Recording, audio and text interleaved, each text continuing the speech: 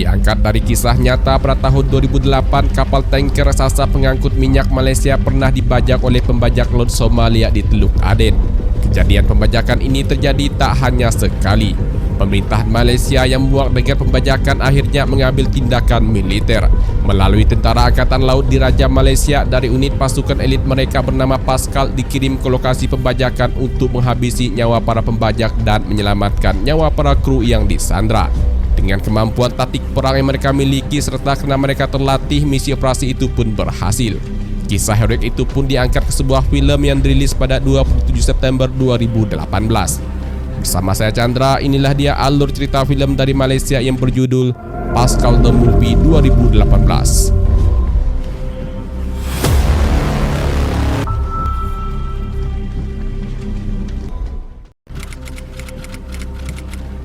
Opening movie diawali dengan narasi singkat yang menjelaskan tentang Tentara Angkatan Laut Diraja Malaysia atau yang singkat TLDM.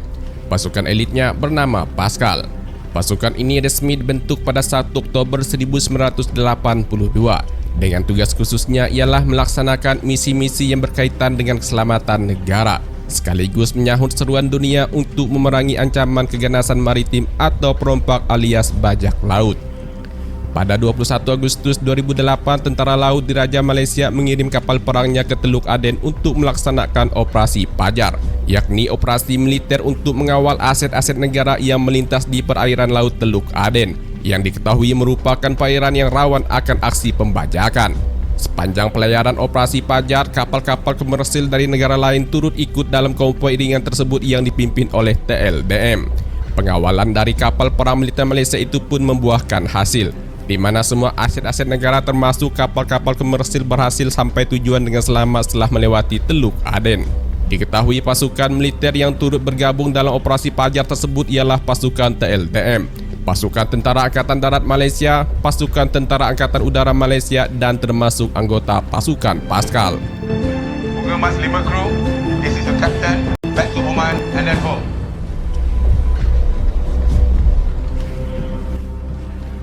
Scene selanjutnya kita berkenalan dengan Letnan Komandan Arman Rahmat yang sedang duduk santai bersama rekan-rekan timnya dari unit operasi khusus elit Angkatan Laut Malaysia bernama Pascal. Di tempat terpisah saat tengah malam di Teluk Aden, sebuah kapal tanker raksasa kapal tangki minyak Laurel 11 sedang dikejar oleh para bajak laut Somalia. Mengetahui hal tersebut, kapten kapal segera menghubungi Komandan Masnan yang berada di anjungan kapal perang Bunga Mas 5 untuk meminta bantuan.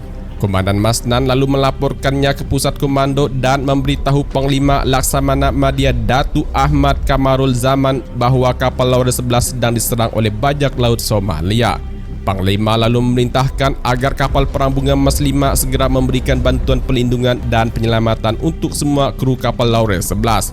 Ia juga memerintahkan agar kapten kapal mematikan semua pencahayaan di kapalnya lalu segera pergi berlindung dan bersembunyi di ruang rahasia evakuasi darurat.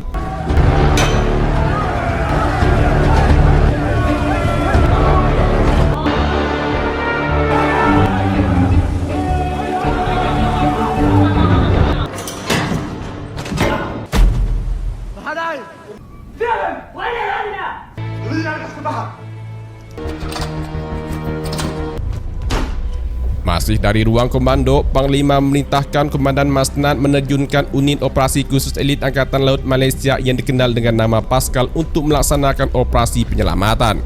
Tak hanya itu, sebuah helikopter tempur Superlink dikerahkan juga untuk misi penyelamatan tersebut. Operasi penyelamatan ini dipimpin langsung oleh Arman.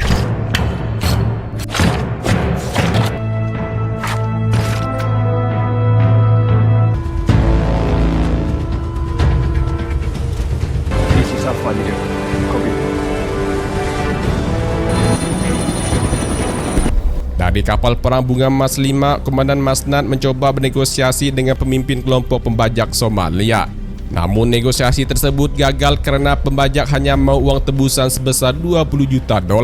Jika tidak dipenuhi, maka semua nyawa kru awak kapal akan mereka bunuh. Mendengar itu, Komandan Masnan lalu memerintahkan helikopter Superlink untuk menembak mati para pembajak tersebut. Kekal jarak kill zone. Roger, shoot to kill.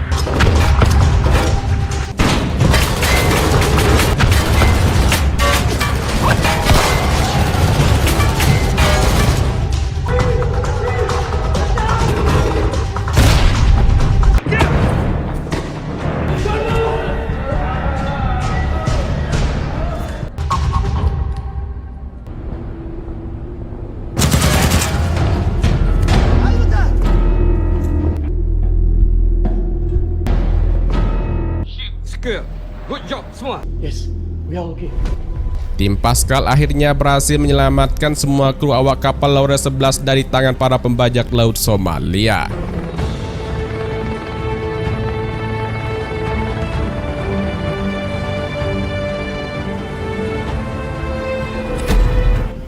Beberapa hari kemudian, Arman terlihat mempersiapkan surat permohonan mutasinya dan permintaan berhenti dari keanggotaan Pascal.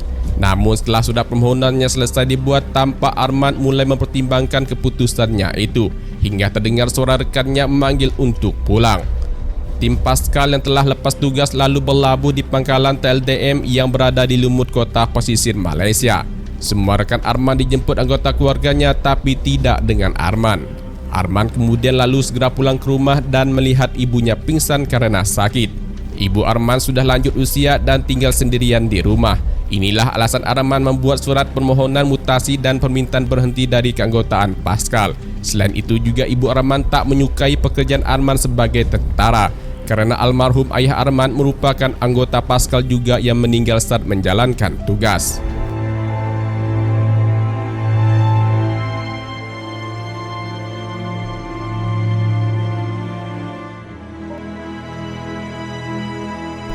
Duduk termenung di dalam kamarnya sambil melihat foto lamanya, Arman kembali teringat masa lalunya yang masih menyandang letnan muda. Pada tahun 2009 silam, Arman menjalani pendidikan militer lanjutan untuk menjadi anggota pasukan Pascal.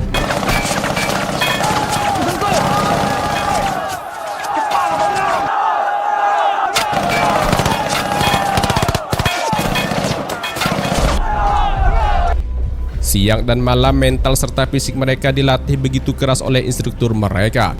Dibentuk untuk menjadi prajurit yang tangguh, tidak mudah menyerah dan mampu bertahan hidup di dalam cuaca maupun di medan yang sangat ekstrim sekalipun. Akibat dari kerasnya pelatihan tersebut, terlihat beberapa dari mereka tidak mampu bertahan dan memilih untuk menyerah.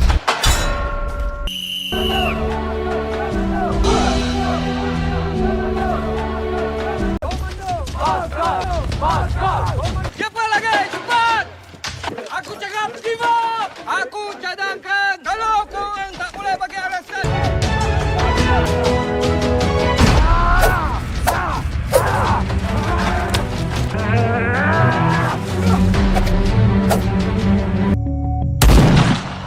Yan!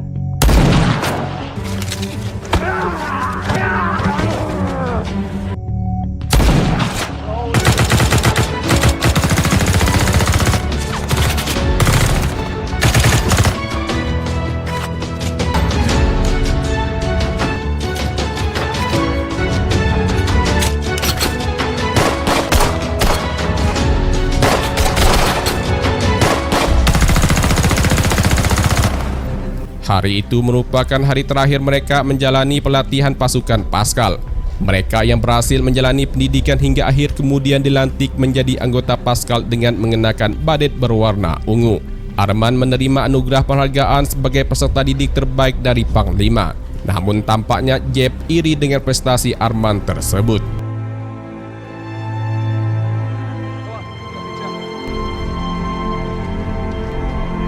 Sebelum pulang ke rumah, Komandan Masnan menghampiri Joshua dan Arman untuk memberitahu jika mereka berdua dan Jeb terpilih mengikuti latihan gabungan bersama tim Navy SEAL Amerika Serikat. Pada keesokan harinya, Arman menemani Joshua dan Lily membeli cincin pernikahan mereka. Diketahui Joshua dan Arman merupakan sahabat baik selama ini. 2 tahun kemudian, Arman, Joshua, dan Jeb ditugaskan dalam operasi penjaga perdamaian di Angola pada tahun 2011. Suatu hari ketiganya mendapat tugas untuk mengawal seorang pengamat PBB asal Tiongkok bernama Chen Han. Dalam pengawalannya tersebut, ketiganya dilarang membawa senjata. Awalnya perjalanan mereka berjalan dengan lancar. Bahkan Joshua pun sempat menunjukkan foto anaknya ke Chen Han. Tapi setelah itu terdengar suara tembakan dari kelompok pemberontak yang berusaha merampok truk pembawa kebutuhan barang pokok berserta penumpang di dalamnya. Arman, Jeb, dan Joshua pun lalu menghentikan mobilnya dan keluar dari kendaraannya untuk menghentikan aksi kriminal tersebut. Sementara Chen Han menghubungi markas pusat komando untuk meminta bantuan. Kelompok pemberontak yang melihat ketiganya tanpa senjata lalu menyerang balik sehingga terjadilah peristiwa yang tak diinginkan.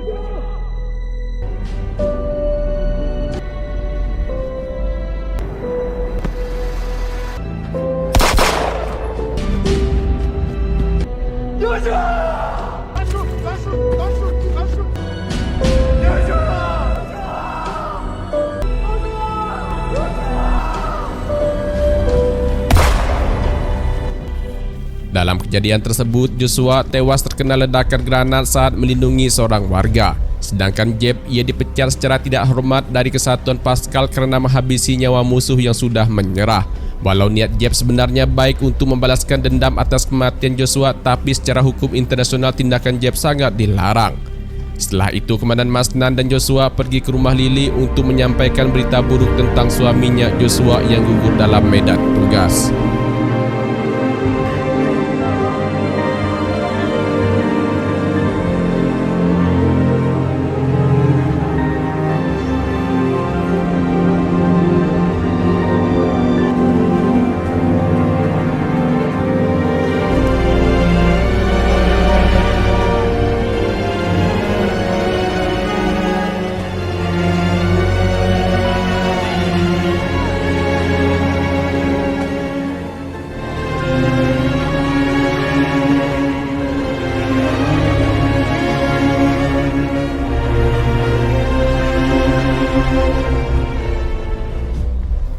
Semenjak Joshua meninggal, Lily dan putranya dirawat oleh Arman bersama ibunya dan dianggap sudah seperti keluarganya sendiri.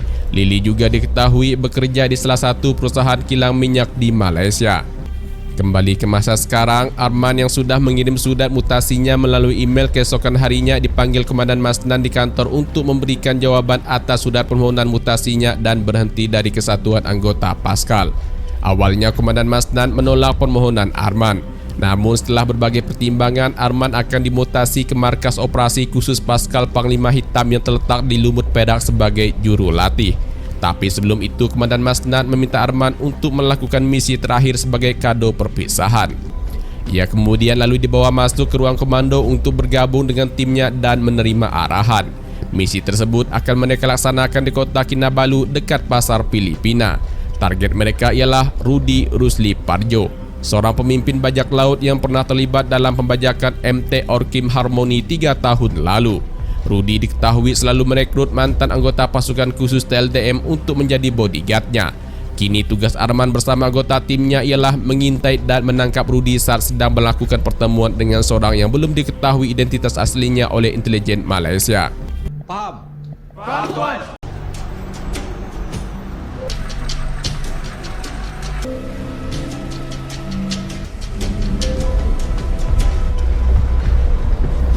Sesuai rencana, terlihat Rudy telah tiba di pasar Filipina bersama pengawalnya.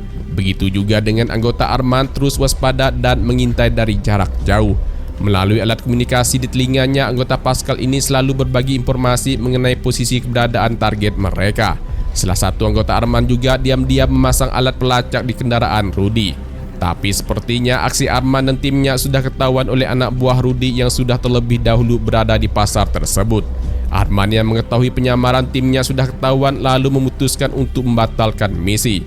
Namun tak lama kemudian Arman melihat Jeb datang ke pasar dan langsung bertemu dengan Rudy. Rupanya guys, selama ini Jeb bekerja sama dengan Rudy dalam hal bisnis ilegal. Jeb juga mengetahui jika Arman dan timnya sedang membuntuti Rudy. Jeb ni memang calon terbaik ni. Macam saya sebut sebelum ni. Singkat cerita, pada malam hari, Jeb mendatangi rumah Lily yang kemudian Arman juga datang ke sana untuk memastikan keselamatan Lily dan putranya. Jeb lalu mengajak Arman untuk ngobrol di luar rumah. Jeb menceritakan saat ini ia sudah menjadi orang kaya setelah dipecat dari anggota Pascal TLDM. Namun satu hal yang ingin Jeb tegaskan ialah masalah tadi siang. Jeb memperingatkan Arman dan anggota Pascal lainnya untuk tidak mengganggu bisnisnya bersama Rudy. Karena jika itu terjadi, maka nyawa Arman beserta Lily akan jadi taruhannya. Jeb kemudian lalu pamit pergi, tapi sebelum itu Arman diam-diam menyimpan handphonenya yang telah aktif dengan GPS ke dalam mobil Jeb. Lalu setelah itu Arman menghubungi Komandan Masnan untuk menginformasikan bahwa Jeb baru saja pergi meninggalkan rumah Lily. Arman pun meminta Komandan Masnan untuk melacak keberadaan handphonenya yang berada di dalam mobil Jeb. Tapi sepertinya usaha Arman sia-sia. Jeb yang merupakan mantan anggota pasukan elit Pascal mengetahui jika Arman membuntutinya. Handphone tersebut lalu Jeb buang hingga Arman menemukannya di sebuah tempat. Saat handphone itu diambil, tiba-tiba meledak di tangan Arman. Yang ternyata sebelum dibuang, Jeb memasang bahan peledak kecil sebagai peringatan untuk Arman. Kembali ke rumah, Arman terima kirim email dari Komandan Masnan yang memberitahunya rekaman CCTV mobil Jeb memasuki dan berada di sebuah pelabuhan. Dari rekaman CCTV tersebut tampak di mobil Jeb terlihat bayangan logo perusahaan kilang minyak tempat Lily bekerja. Tak ingin terjadi apa-apa dengan Lily, Arman lalu menghubungi pihak keamanan tempat Lily bekerja untuk memberitahu menutup semua jalur keluar dan masuk ke arah perusahaan kilang minyak SPC beroperasi. Di tempat terpisah, Jeb dan Rudy beserta anak buahnya sudah mulai melakukan aksi penyamarannya agar bisa masuk tempat kilang minyak tempat Lily bekerja. Arman kembali menghubungi Komandan Masnan untuk memberitahu Jeb sudah berada di area kilang minyak SPC tempat Lily bekerja dengan menyamar sebagai petugas di sana. Setelah terima laporan tersebut, Komandan Masnan memerintahkan bawahannya untuk menghubungi polisi pelabuhan agar melakukan pemeriksaan ulang di sekitaran pesisir kilang minyak SPC. Lalu kirimkan foto Rudy, Jeb dan anak buahnya ke polisi di sana untuk dicari dan ditangkap. Polisi di sana yang mendapatkan perintah itu pun segera bergerak untuk melakukan pemeriksaan ulang dengan membawa foto untuk mengenali para pelaku. Dengan cepat polisi berhasil menangkap beberapa anak buah Rudy. Tapi Rudy sendiri serta Jeb dan anak buah lainnya yang tersisa berhasil lolos dari pemeriksaan tersebut. Betul cakap kau, boleh tahan 5 orang.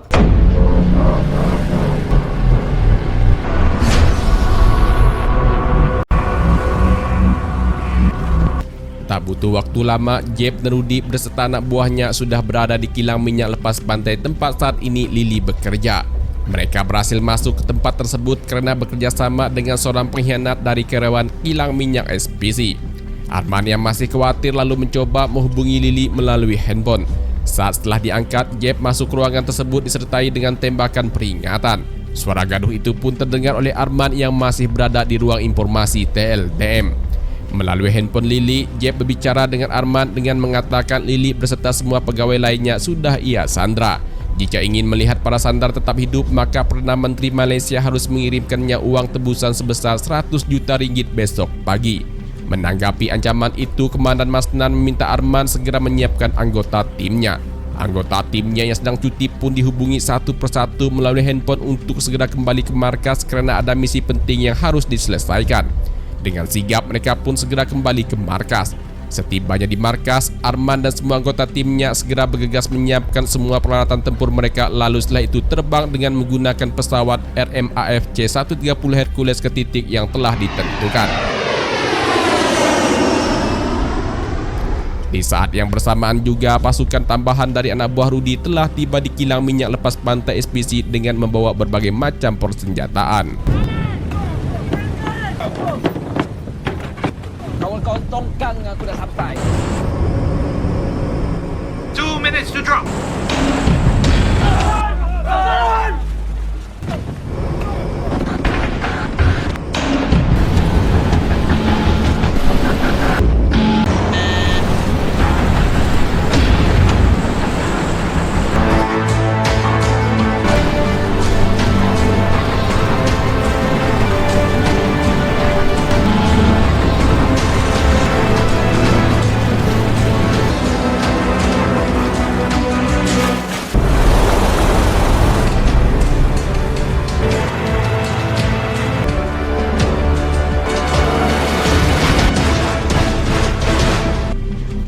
Di tempat terpisah, setelah terima laporan dari Komandan Masnan, Panglima langsung melaporkannya ke Perdana Menteri Malaysia bahwa kilang minyak SPC lepas pantai telah dibajak oleh ex-anggota Pascal bersama Rudi. Para pembajak tersebut meminta uang tebusan sebesar 100 juta ringgit jika ingin melihat semua para sandera tetap hidup. Panglima lalu menyarankan agar pemerintahan Malaysia segera mengambil tindakan militer untuk membasmi para pembajak, karena aset-aset negara Malaysia selama ini selalu menjadi sasaran empuk para pembajak. Mendengar itu, Perdana Menteri menyetujui usulan dari Panglima. Komandan Masnan lalu diperintahkan untuk mengirim armada bantuan atau pasukan tentara laut Diraja Malaysia bersama kapal perangnya ke pesisir laut SPC untuk membantu anggota Pascal yang akan menyerbu dari kapal selam kelas Scorpion kapal Diraja Tunku Abdul Rahman. Dalam operasi tersebut, Komandan Masnan membagi tim menjadi 3 regu berdasarkan keahlian dan tugasnya masing-masing, yaitu Regu Alpha dipimpin Arman dari unit Pascal. Regu Bravo dan Regu Charlie akan bergerak dari kapal Diraja Selangor setelah tim Alpha membersihkan area pendaratan. Operasi penyerbuan akan dimulai saat tengah malam.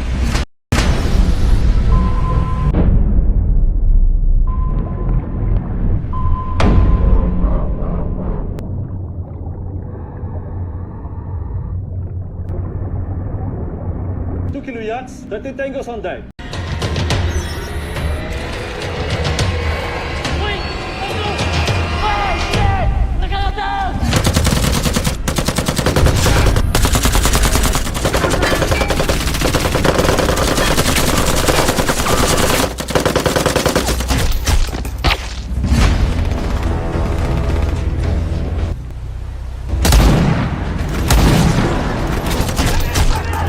Kita kena kepung.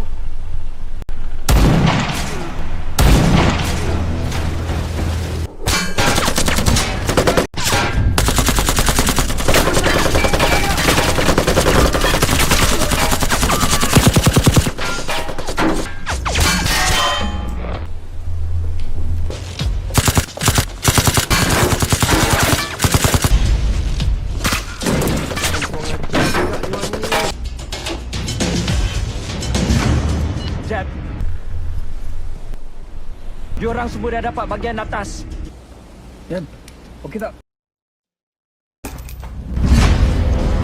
Berhasil melumpuhkan para penjaga yang berada di luar kilang minyak, Arman lalu melemparkan cahaya flare untuk memberi tanda ke helikopter menerjunkan anggota tim Charlie. Sedangkan tim Bravo mereka datang menggunakan speedboat.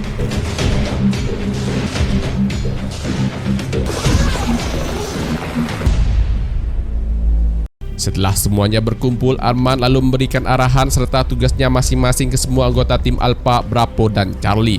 Lalu setelah itu mereka pun kembali beraksi.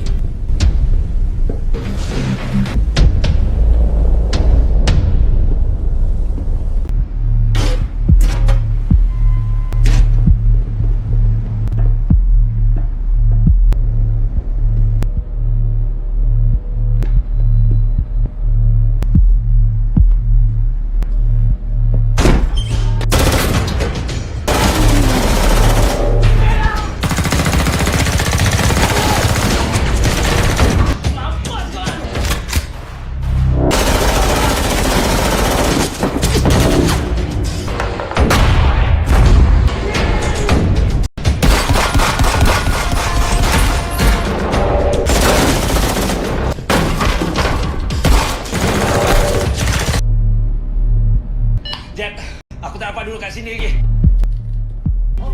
Dari ruang kontrol, Jeb sengaja mematikan semua lampu yang ada di kilang minyak tersebut untuk menghambat pergerakan Arman dan timnya.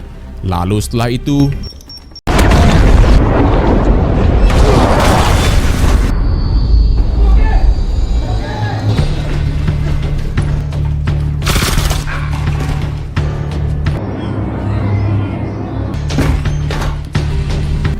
setelah melakukan penyisiran di berbagai ruangan, mereka pun menemukan satu ruangan tempat para sandera disekap.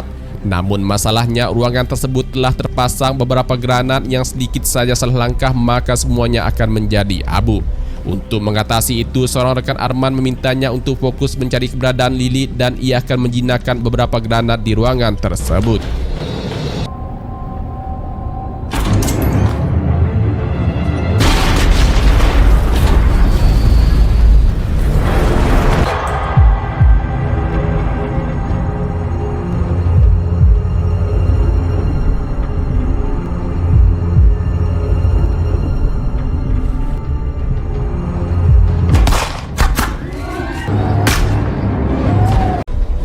Berhasil menemukan satu lagi ruangan penyanderaan, Arman diberitahu seorang sandera laki-laki jika Lily sudah dibawa oleh seorang pria berbadan besar.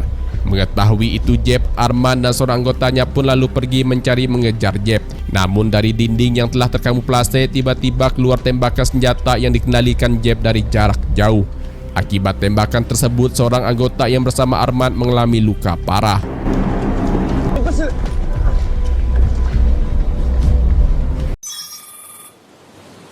Approaching to your locations. Lily. Operasi ini pun berlanjut keesokan harinya. Arman juga sudah menemukan lokasi keberadaan Lily yang disekap dengan terpasang alat peledak bom C4 di badannya. Rupanya guys, Jeb sengaja membuat Arman mudah menemukan keberadaan Lily agar ia bisa bertarung satu lawan satu dengan Arman. Karena saat pendidikan Pascal beberapa tahun lalu, Jeb kalah telak menghadapi Arman. Dan kini ia ingin balas dendam atas kekalahan tersebut.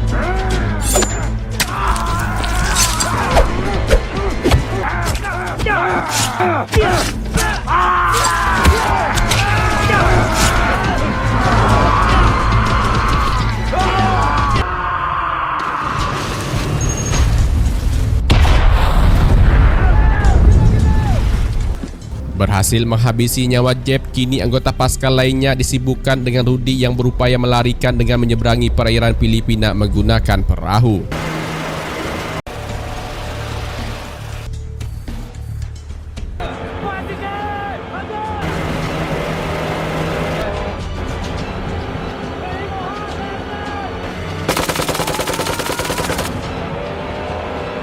Shoot to kill.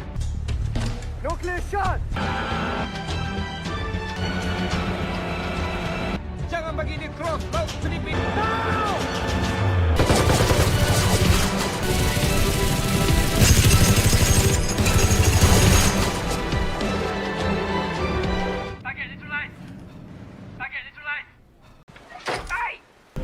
Akhirnya Rudy, Jeb dan semua anak buahnya tewas di tangan pasukan Pascal. Semua sandera termasuk Lily juga berhasil diselamatkan dan langsung dibawa menuju ke pangkalan tentara laut di Raja Malaysia. Sementara itu Arman bersama anggota Pascal lainnya dibawa menggunakan helikopter untuk mendarat di pangkalan TLDM yang berada di sumut kota pesisir Malaysia. Setibanya di pangkalan, Lily disambut putra sematawayangnya bersama dengan ibu Arman. Tak berselang lama, Arman dan timnya pun tiba di pangkalan dengan mengenakan penutup wajah. Ibu Arman yang melihat pengorbanan putranya begitu besar akhirnya memahami pengorbanan putranya itu. Ibunya pun mengakui keberanian Arman selama ini dan meminta maaf serta mengatakan bahwa ayahnya akan bangga jika ia masih hidup. Di scene berikutnya, Arman bersama anggota tim lainnya dianugerahi penghargaan oleh Panglima Tertinggi Militer TLDM.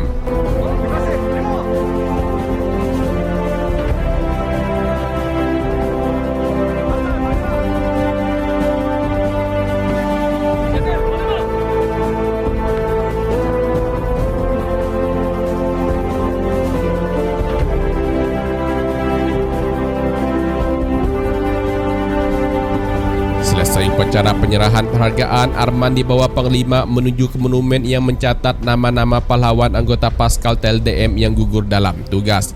Panglima memberitahu Arman bahwa setiap nama anggota Paskal yang gugur dalam tugas akan tetap dirahasiakan oleh negara. Walau dirahasiakan, nama mereka tidak boleh dilupakan. Dinding inilah yang akan mencatat nama-nama pahlawan tersebut.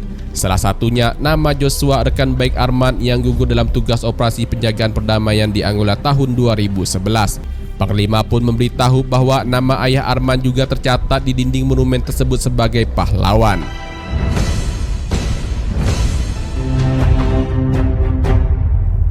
Oke guys, demikianlah rekap alur cerita film kali ini.